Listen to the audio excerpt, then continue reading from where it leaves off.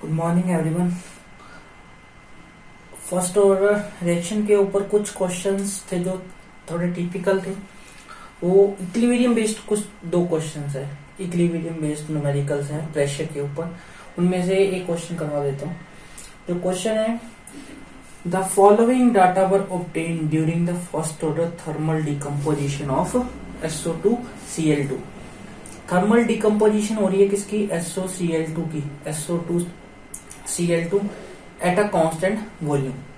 और SO2Cl2 किस में डिकम्पोज हो रहा है? SO2 में और Cl2 में।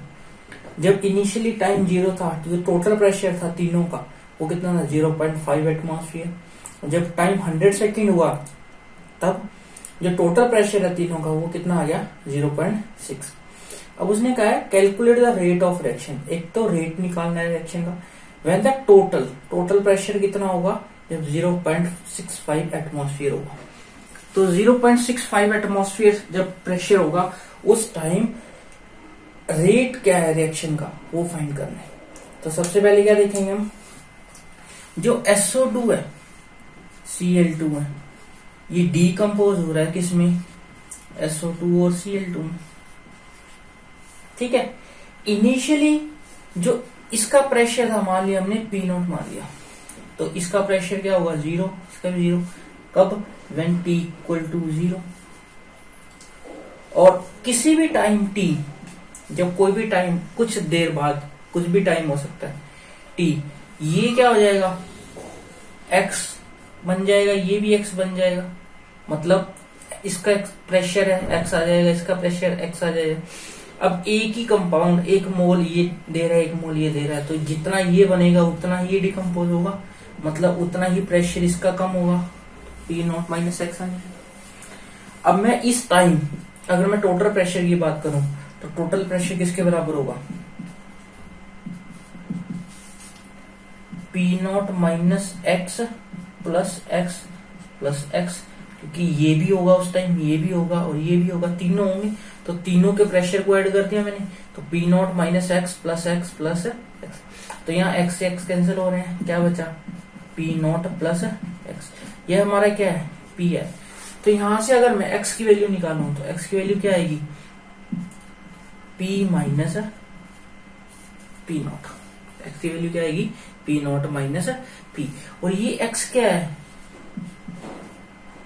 डीकम्पोज्ड, मतलब कितना प्रेशर रिड्यूस हुआ, प्रेशर रिड्यूस्ड। जितना प्रेशर रिड्यूस हुआ वही आया। तो हम फर्स्ट ऑर्डर इक्वेशन लगाते हैं। फर्स्ट ऑर्डर इक्वेशन में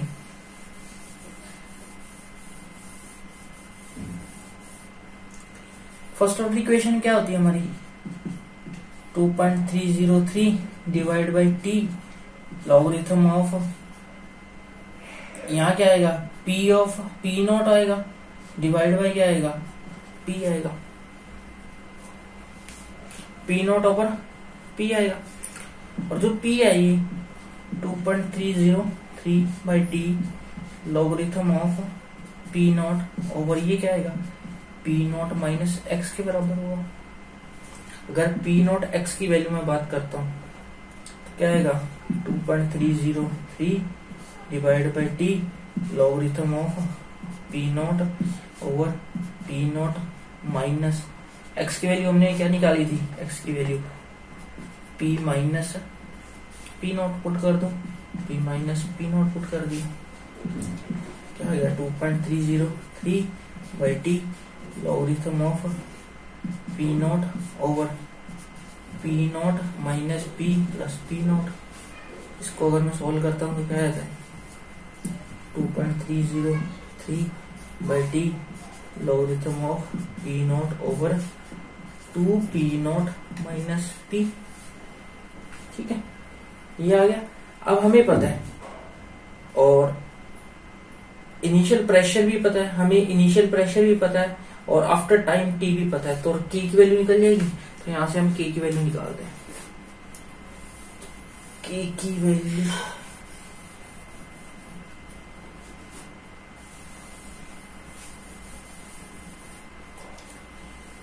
की किसके बराबर आया 2.303 divide by T logarithm of P not over 2p0 minus P.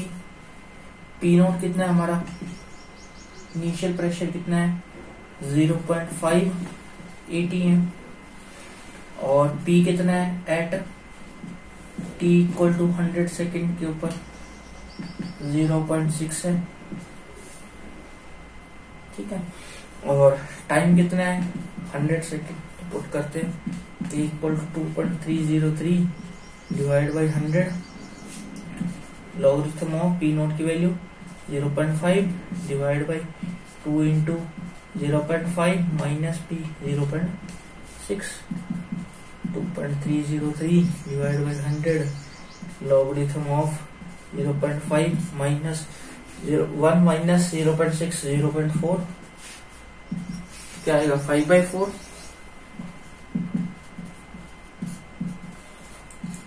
Log 5/4 आएगा।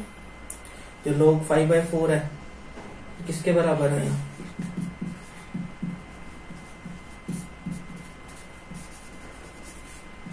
1.25। अगर हमने वैल्यू क्या देखनी है लॉग टेबल में कि 12 की 5 के ऊपर, अगर मैं 12 की 5 के ऊपर वैल्यू देखता हूँ, वैल्यू पुट करता हूँ, तो किसके बराबर आएगी 2.303 डिवाइड बाई 100 लॉग। तो ये सोल्व करके जो वैल्यू आती है हमारी वो आती है 2.23 इंटू 10⁻³ सेकेंड। किसकी वैल्यू आ गई के की वैल्यू आ गई। अब के निकल गया, के निकलने के बाद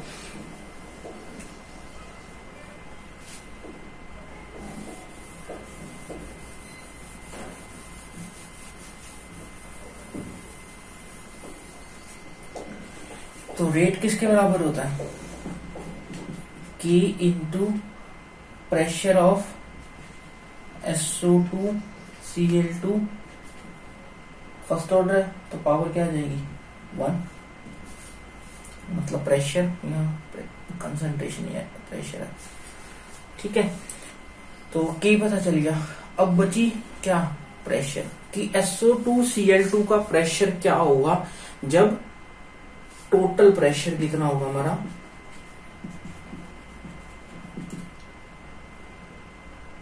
0.65 atm।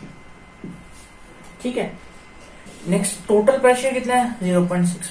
तो टोटल प्रेशर किसके बराबर था P नॉट प्लस एक्स के 0.65 equal to P naught initial pressure कितना था 0.5 प्लस क्या आ गया x। तो x की वैल्यू कितनी आ गई 0.15। अगर x की वैल्यू 0.15 है तो हमारे डीकम्पोज होने पे क्या मिल रहा है हमें, एक तो SO2 मिल रहा है और एक क्या मिल रहा है Cl2 मिल रहा है। क्योंकि अगर ये x बन रहा है तो ये भी तो x बन रहा है, तो x इसका भी तो होगा, x इसका भी डिकम्पोज होगा। टोटल में से ये बन रहा है और ये भी बन रहा है, तो x ये बनेगा तो x इसका भी तो होगा प्रेशर। तो SO2 का प्रेशर कितना है 0.15, Cl2 का प्रेशर कितना है 0.15 और टोटल प्रेशर कितना है 0.65। तो प्रेशर ऑफ SO2 Cl2 किसके बराबर होगा total pressure minus pressure of SO2 minus pressure of Cl2। Total pressure 0.65 minus 0.15 minus 0.15 तो कितना बचेगा 0.35। ये किसका आ गया प्रेशर ऑफ SO2 Cl2 का। अब ये वैल्यू किसमें पुट करो, इसमें पुट करो, तो रेट किसके बराबर आएगा K की वैल्यू कितनी 2.23 इंटू 10⁻³ इंटू क्या आएगा 0.35। दोनों को मल्टीप्लाई करने में क्या आता है 7.805 इंटू 10⁻⁴ atm पर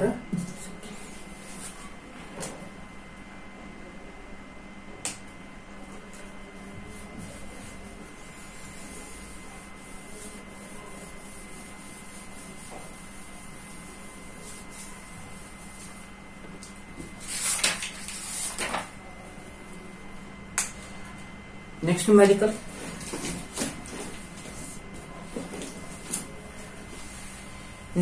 में क्या कहता for the reaction 2A + B, क्या बना रहे हैं, A to B बना रहे हैं। रेट क्या दिया उसने, KA और B स्क्वायर, मतलब A के रिस्पेक्ट में फर्स्ट ऑर्डर है और B के रिस्पेक्ट में सेकंड ऑर्डर रिएक्शन है। रेट कांस्टेंट की वैल्यू कितनी दी है, 2 × 10⁻⁶। Initial rate of the reaction, कहता पहले तो इनिशियली रेट निकालना है रिएक्शन का, जब concentration of A 0.1 mole per litre और B की 0.2 mole per litre.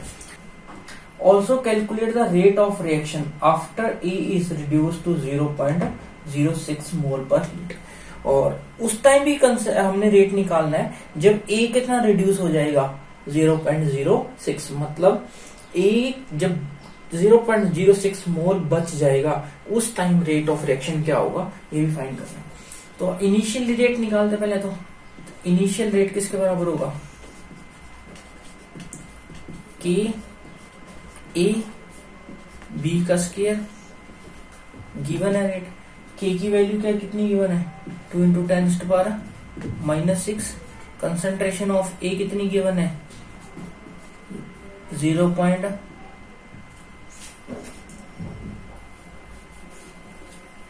Concentration of A कितनी है, 0.1 इंटू कंसंट्रेशन ऑफ B कितनी है, 0.2 का स्क्वायर, तो 2 × 10⁻⁶ इंटू 0.1 इंटू 0.2 इंटू 0.2, कितना आ गया, 1 2 3, 2 2 जा 4, 4 2 जा 8, 8 इंटू 10⁻⁹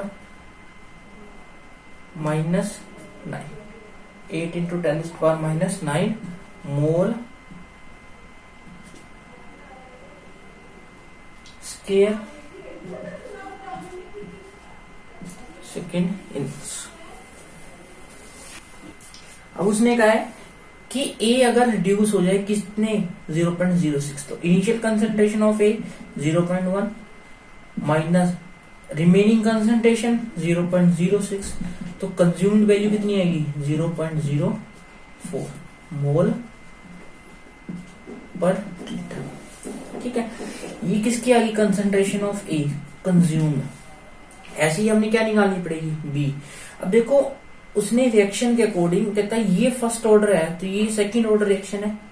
अगर A 0.04 मोल कंज्यूम हो रहा है तो B उसका क्या होगा, हाफ होगा। क्यों, क्योंकि A के 2 मॉलिक्यूल और B का 1 मॉलिक्यूल रिएक्ट करता है। तो अगर A के 2 मॉलिक्यूल रिएक्ट करते हैं तो B का 1 ही करेगा, मतलब उसके हाफ मॉलिक्यूल रिएक्ट कर रहे हैं। इसका मतलब क्या है कि अगर A कितना कंज्यूम हो रहा है 0.04, तो B कितना कंज्यूम होगा, 0.02 मोल कंज्यूम होगा।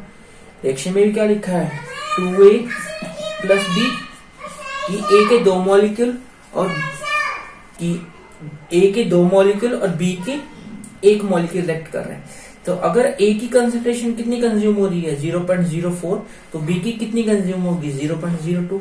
तो रिमेनिंग कंसंट्रेशन किसकी, B की कितनी आएगी, 0.2 माइनस 0.02, किसके बराबर आएगी, 0.18। ये किसकी आ गई, रिमेनिंग कंसंट्रेशन ऑफ A, ये किसकी आ गई, रिमेनिंग कंसंट्रेशन ऑफ B। तो फाइनल रेट किसके बराबर आएगा, K into concentration of A into concentration of B का स्क्वायर। तो K हमारा क्या था, 2 × 10⁻⁶ इंटू A की कंसंट्रेशन 0.06 इंटू B की कंसंट्रेशन 0.18। तो इसको मल्टीप्लाई करने पे जो वैल्यू आती है हमारी, वो आती है 3.89 इंटू 10⁻⁹ मोल